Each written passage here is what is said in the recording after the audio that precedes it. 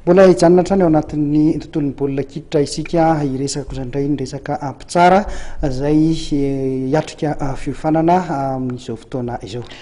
Mikarakara fiofanana ho an'ireo izay liana amin'izay tokoa ny komite régional ny mpitsara raha ho an'ny eto Analamanga amin'ny fahaefatra hatramin'ny fahafitony volana desambra ho avy izao moa no hikarakarana izay fiofanana izay manazava bebe koa mikasika ity ny filohan'ny CRA Andriamatoa Hermanana Thierry.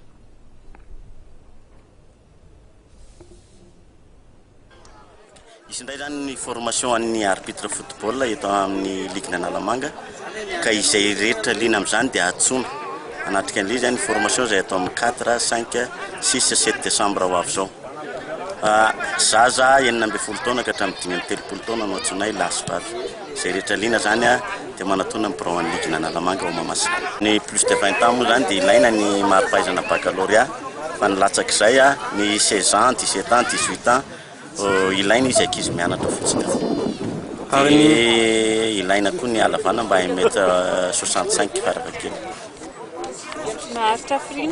Efatrandro 4, 5, 6, 7 décembre. Mpandrina mba te hidoko tsara baolina kitra dia raisinay satria formation no atao.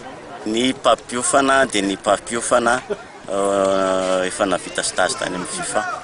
Ny instructeur avy eto toerana ihany izy ireo fa instructeur avy any amin'ny FIFA.